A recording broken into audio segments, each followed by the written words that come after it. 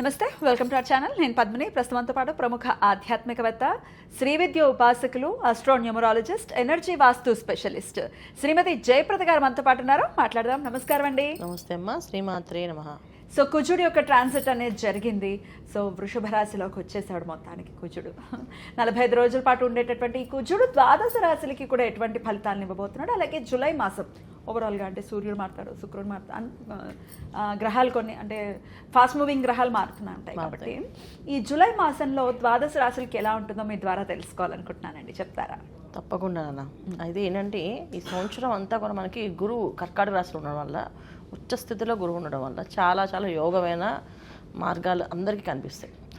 చాలా విషయాలు అంటే విజయాలు సాధించాలనుకునే వాళ్ళకి అందరికీ బాగుంటాయి. అయితే ఇలా వృషభ రాశిలో కుజుడు రావడం వల్ల ఇంకొంచెం ఫాస్ట్గా వెళ్ళే అవకాశాలు, ఫాస్ట్గా మూవ్ అయ్యే అవకాశాలు, కొన్ని రాశుల వాళ్ళకి అత్యంత అదృష్టాన్ని తీసుకొచ్చే అవకాశం కుజుడు వల్ల జరుగుతుంది. బ్యూటిఫుల్. అది ఎలాగో తెలుసుకుందాం. గోచారం చెప్పండి, ఎన్నాళ్ళు ఉంటాడు, అలాగే ఇట్లా.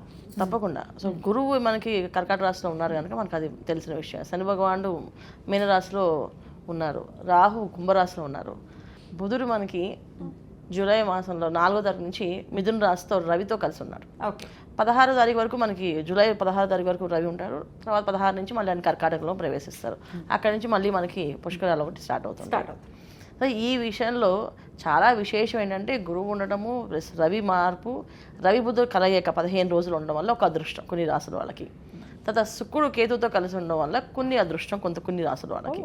శుక్రుడు కొనే ఈసారి మనకి మంచి ఫలితాలు ఇస్తున్నాడు. అలాగే బుధుడు మంచి ఫలితాలు ఇస్తున్నాడు, కుజుడు మంచి ఫలితాలు ఇస్తాడు. ఇప్పుడు మాస ఫలితాల్లో మనకి మాక్సిమము 4 గ్రహాలు ఎప్పుడు యోగించవు. అలాంటిది ఈసారి మనకి బుధుడు, కుజుడు, తర్వాత శుక్రుడు, ఈ 3 గ్రహాలు చాలా యోగ్యంగా మనకి యోగిస్తున్నాయి. మంచి సమయంగా కన్సిడర్ చేయొచ్చు. అయితే చాలా మంచి సమయంగానే అందరికి, అన్ని రాశుల వాళ్ళకి ఒక్కొక్క రాశికి ఒక్కొక్క స్పెషలైజ్డ్గా పాపం వచ్చే అవకాశాలు కనిపిస్తున్నాయి. అందువల్ల చక్కగా చూసుకోవచ్చు. సూపర్ అండి. మరి అవేంటో తెలుసుకుందాము. మరి మొదలు పెడదామా? తప్పకుండా. కర్కాటక రాశి. ఈ కర్కాటక రాశి వారికి ఎలా ఉండబోతుందండి? జూలై మాసం గురువు ఎంట్రీ ఇచ్చాడు. మరి ఏమిటి ఇంకా మార్పు రాలేదని కొంతమంది కంప్లైంట్ చేస్తున్నారు. ఎప్పుడు వస్తుంది మార్పు? ఎక్కడైనా సరే పెద్దవాళ్ళ ఇంటికి వచ్చినప్పుడు చాలా ఒబీడియంట్గా నిదానంగా వాళ్ళు కూర్చుని స్థిరంగా, అప్పుడు వాళ్ళ దగ్గర మనం బుద్ధిగా కూర్చుంటే అప్పుడు వాళ్ళ ప్రవచనం మొదలు పెడతారు మనకి. అంతే కదా. మన ఇంటికి ఒక స్వామీజీ వచ్చినా, ఒక మాతాజీ వచ్చినా, లేకపోతే గురువులు వచ్చినా వాళ్ళు ఏం చేస్తారు, ఫస్ట్ వాళ్ళు కూర్చోబెట్టి వాళ్ళకి అన్ని కార్యక్రమాలు మనం చేసిన తర్వాత వాళ్ళు మన అబ్జర్వేషన్ చేస్తారు. అంటే మనం వినే స్థాయిలో ఉన్నామా, ఏదో రిసీవ్ చేసుకునే స్థాయిలో ఉన్నామా చూస్తుంటారు. అలాగే కర్కాటక రాశిలో గురువు రాగానే జరుగుతుంది. సో వచ్చే స్థితిలో ఉన్నారు కదా, టైం తీసుకుంటారు ఆయన. ముందు మన ఆలోచన విధానాన్ని ఫస్ట్ ఆయన ఫిల్టర్ చేస్తారు.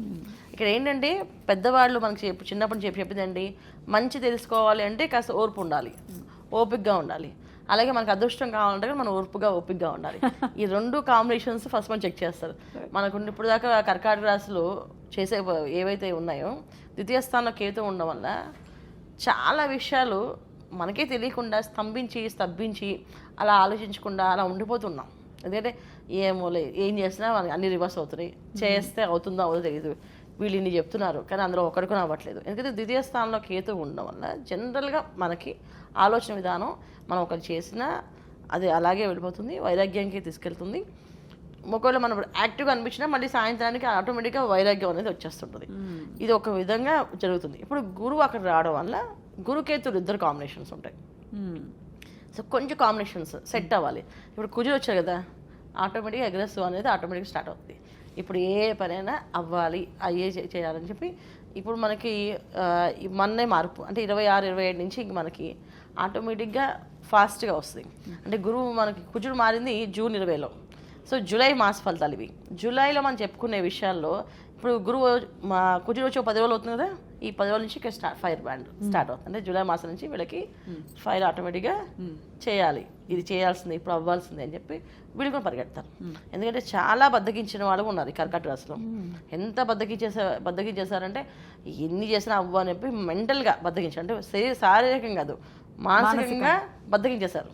అవ్వదులే మనం అనుకుంటాం కానీ అవన్నీ జరగవు, అన్నీ వదిలేసి అని చెప్పేసి. అలా కాకుండా ఇప్పుడు శారీరకంగా కొంచెం స్ట్రాంగ్ అవుతారు, అలాగే మానసికంగా కూడా స్ట్రాంగ్ అవుతారు, పని చేస్తారు. సో గురువు ఇచ్చే ఫలితాల కంటే కుజుడిచ్చే ఫలితాలు, తర్వాత వీళ్ళకి ఎక్కువగా రవి బుధుల ఫలితాలు, ద్వితీయ స్థానంలో శుక్రుడు రావడం వల్ల కొన్ని కోరికలు కొంచెం ఫాస్ట్గా పెరుగుతాయి. ఏవేవి పెరుగుతాయి అంటే సొంత ఇల్లు కొనుక్కోవాలనుకునే వాళ్ళకి, ఆ ఇల్లు కొనుక్కునే స్థలం కొనుక్కోవడానికి ఇవన్నీ అవకాశాలు మార్గాలు ఏర్పడతాయి. అయితే జాతకంలో యోగం ఉందంటే ఖచ్చితంగా వచ్చేస్తాయి. ఒకవేళ యోగం లేకపోతే దొరికే అవకాశాలు దానికి ప్రణాళిక ప్రణాళిక అనేది అసలు మొదలవుతుంది. ఉద్యోగాల్లో ఉన్నతమైన స్థానాల్లో వెళ్ళే అవకాశాలు ఉంటాయి. అయితే వీటన్నిటికంటే ముఖ్యంగా ఏంటంటే కొంచెం మాటలు చాలా జాగ్రత్తగా మాట్లాడుకుంటే అన్ని పనులు విజయవంతం సాధిస్తారు. కూర్చోవడం వల్ల కొంచెం అగ్రెసివ్ తత్వంతో కొంచెం ఎక్కువగా ఫాస్ట్గానే మాట్లాడతారు. ఎప్పుడు మాట్లాడకుండా ఉండి ఒకేసారి మాట్లాడాలంటే మాటలు పుట్టలాగా వస్తుంటాయి. మాటలు పుట్టలాగా అని మాట్లాడుతున్నప్పుడు కొన్ని మాటలు అవతల కొంచెం హర్ట్ చేసే విధంగా ఉంటాయి. అలా హర్ట్ చేయకుండా జాగ్రత్తగా డీల్ చేయగలిగితే 100% బాగుంటుంది. ముఖ్యంగా ఆశ్లేష నక్షత్రం, పుష్ప నక్షత్రం మాట కొంచెం స్పీడ్ వచ్చేస్తుంది. ఆ రావడం ఈ కుజుడు ఒక ఎఫెక్ట్ అనమాట వాళ్ళకి. ఆ రావడం వల్ల కొన్ని ఇబ్బందులు ఉన్నాయి. దాన్ని జాగ్రత్త సరి చేసుకుంటే కర్కాటక రాశి వాళ్ళకి ఉన్నతమైన రాశి. అసలు ఈ సంవత్సరంలో మంచి బెస్ట్ రాశి కర్కాటక రాశి. తిరుగులేదు హ్యాపీ, ఖచ్చితంగా బ్రహ్మాండంగా హ్యాపీగా మనం అసలు అందులో ఎవరున్నారు, గురువు ఉన్నారు చాలు.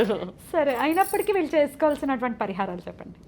ఖచ్చితంగా వీళ్ళు పరిహారాలు ఏంటంటే మంగళవారాలు ఉపవాసాలు ఉంటాయి. ఇప్పుడు కుజుడు ఒక ఎఫెక్ట్ ఉన్నది కదా, అది కొంచెం మారుతుంది. ఎందుకంటే కొంచెం నీరసంగా, అసహనంగా, ఒక్కొక్కసారి మాట తూలడము, మాట జారడము, ఇవి కొంచెం వస్తుంటాయి. దీని నుంచి బయటపడడానికి అవకాశం ఉంటుంది. మంగళవారాలు కాస్త మౌనవ్రతం, మార్నింగ్ పూట కుదిరితే ఎవరైనా కుజహోర మంగళవారం ఆ 1 hour ఏవి మాట్లాడకుండా సైలెంట్గా ఉండండి. ఒకవేళ వీలైతే సుబ్రహ్మణ్య మంత్రం ఏదైనా లోపల చేసుకోండి, బయట మాట్లాడకుండా. అది చేయడం వల్ల వారం అంతా మీకు అన్ని పనులు ఫాస్ట్గా రిజల్ట్. అంటే ఎంత ఫాస్ట్గా అంత ఫాస్ట్గా అవుతుంది. చూడండి, ట్రై చేసి చూడండి.